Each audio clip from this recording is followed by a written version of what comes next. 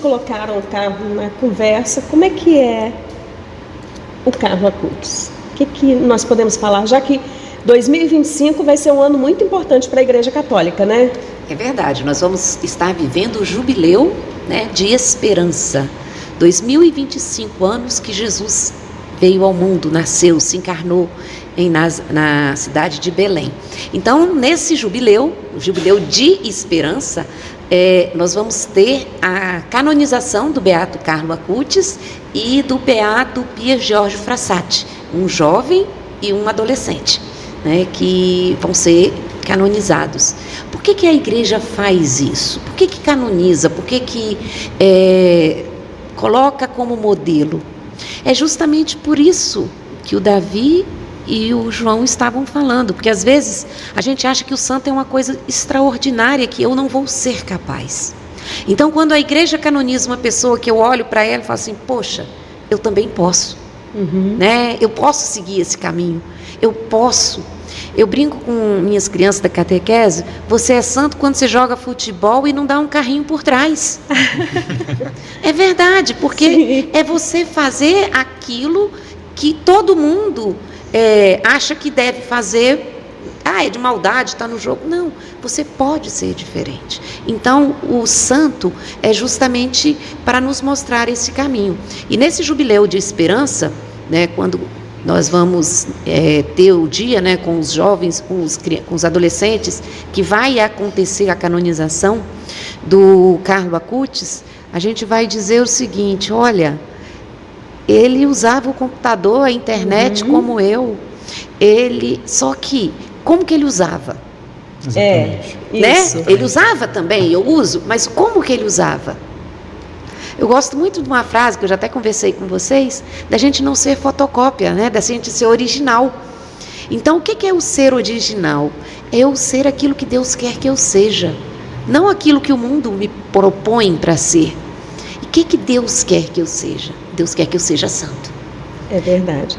E a gente, com esses dois, né, de 2025, aí a igreja tem identificado Acutis como o influencer da santidade. No momento que a gente ouve tanto essa palavra, né? Eu sou influenciador, né? Virou profissão, né? Ser influenciador digital, não sei o quê. Acutis assume influenciador da santidade, né? E o Frassati, ele é considerado um dos santos sociais na Itália. Então, sim, envolvido nesse meio atual que nós estamos vivendo realmente, né? E a história do Pier Giorgio Frassati também é bonita, porque ele fez tudo no escondimento, né?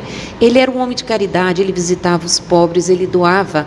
Olha para você ver uma coisa simples que a gente pode fazer. Os pais dele davam dinheiro para ele pegar o ônibus na primeira classe, né? Ele ia na terceira classe e o dinheiro que sobrava ele fazia uma caridade. Olha. Então, o pouco que ele tinha, ele partilhava, porque a família dele era rica, mas ele tinha mesada e ele não pedia do pai, ele dava do seu. Então, ele visitava doentes, ele ia ao encontro daqueles. E ele pega uma doença justamente visitando, né? E a última carta que ele escreve, já com a letra bem trêmula, que ele já estava muito mal, era para a irmã dele levar um remédio para uma pessoa que estava doente. E aí, quando chega na hora do velório, que os pais vão descobrir quem era o filho. Porque toda a pobreza da cidade estava presente. Todo mundo foi lá para vê-lo, para dar um adeus para ele. E os pais falaram assim, de onde veio esse tanto de gente? Onde ele conhecia tantas pessoas? E aí foram conhecer esse homem, né, que era realmente do social. Tem um livro chamado Santos de Calça Jeans, escrito por Adriano Gonçalves. Sim. E ele conta muito do testemunho do Pier Giorgio Frassati. E uma das questões que ele trabalha é justamente o momento do enterro do Pier Giorgio. Ele fala que no momento em que foi acontecer o velório dele, não era um clima de tristeza, não era um clima um clima mesmo de sofrimento, era um clima de, olha, ele está indo para o melhor lugar, que é próximo a Deus. E Beato Carlo Acutis também tem um testemunho parecido, né? Ele ajudava, né, bastante. A gente estava conversando, né? Beato Carlo Acutis, ele veio de uma família de uma renda, sim, boa, né? De uma família de boas condições. E a mãe dele, né, sempre queria, né, dar um tênis novo para ele, dar um segundo, terceiro par de tênis, e ele falava assim, não, eu já tenho o meu par de tênis, eu não preciso de mais do que isso. E até teve, né, episódios, né, que ele doou, né, o tênis, enfim. Então, também no velório de Carla Cutts também se viu, né, muito das pessoas da cidade, né, que se sentiam, principalmente as pessoas, né, de baixa renda, né, que eram ajudadas pelo Carlos, né, se sentiam tocados, né, pelo testemunho dele. E também, né, o velório não tinha esse clima realmente triste, mas sim de, poxa, agora ele está perto de Deus, né, num lugar bom. Ele até fala, ele diz, estou feliz por morrer, porque não desperdicei nenhum momento da minha vida fazendo coisas que não agradam a Deus.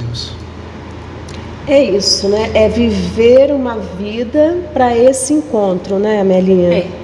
Os santos nos mostram isso. É porque a vida da gente é caminho, né, gente? Nós viemos de Deus e vamos voltar para Deus. Mas como vamos voltar? Esse que é o grande desafio. Vamos voltar. Mas como vamos voltar? Vamos voltar sujos, né, e lameados? Ou vamos voltar na graça, na acolhida, na amizade com Deus? Então, essa certeza que precisamos ter. E eu acho que às vezes a gente falha muito, porque pensamos na morte como uma coisa muito ruim. E se a gente tem a fé, é claro que a morte de uma pessoa querida é triste, a gente vai sofrer, a gente vai passar por muitas, né, pela saudade, mas nunca pode ser um momento de dor, de sofrimento, de desespero, porque temos a esperança, né? Por isso somos testemunhas de esperança. Então é falar da morte também nessa perspectiva. Eu vou voltar para casa. Carla Cutts até tem, a gente estava conversando, né, eu e o Davi ontem, a gente viu uma entrevista, né, da mãe dele, né, falando que, na verdade, a gente não tem que ter medo da morte, né, a gente tem que ter medo do pecado, né, isso que ele falava muito, né, que ele pregava muito quando em vida, né, e através do testemunho dele. Então, para nós cristãos, né, a morte, na verdade, é a esperança, né, é o encontro definitivo com Cristo, né. Então, o que a gente tem que temer, na verdade, é o pecado, né, o estar em pecado, uma situação, né, que a gente não se encontra no estado de graça, né. Isso que a Amélia falou sobre quando perdemos uma pessoa, né, estávamos falando da morte, e a gente fala que quando a gente perde uma pessoa, a gente se encontra em um estado de dor. E aí o próprio Pidgeorge Frassati, ele fala que existe a dor e existe a tristeza.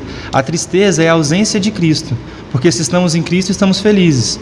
E a morte, ela vai nos trazer a dor, a saudade daquela pessoa, mas ao mesmo tempo vai nos trazer o sentimento de alegria por ela estar indo se encontrar com Cristo, se assim for a vontade dele, né? E esse encontro é a vivência, né? A conquista. Eu digo que essa vida é conquistada. É conquistada. Né? São Paulo dizia, né? Combati o bom combate, guardei a fé.